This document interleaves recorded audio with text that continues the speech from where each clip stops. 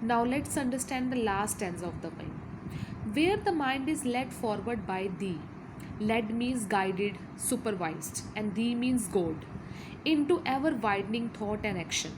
So the poet has a dream that in future his countrymen or every mind should be guided by, should be motivated by God.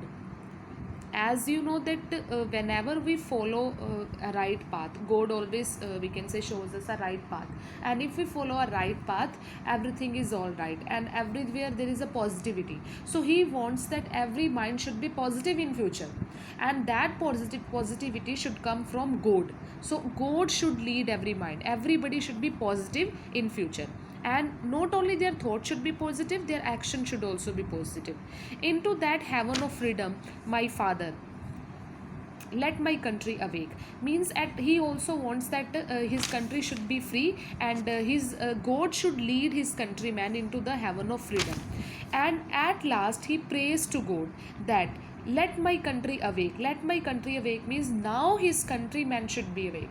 Now his countrymen should have the feeling of nationalism. They should just be we can say ready to fight for the to fight for the freedom, and they should be ready for all those things which the poet is actually for which the poet is having a dream. So he just prays to God that now his country should get up, they should be ready to fulfill all those dreams which he has watched. So this was a poem which was written by Rabindranath Tagore, where he has a dream, where he wants that his country should have all those qualities which he wants, or which everybody wants. Actually his country should be free, knowledge should be free, people should not be divided, people should be united, and there should be perfection and all. They should work hard, people should work hard, they should be positive minded, and they should see logics behind each and everything.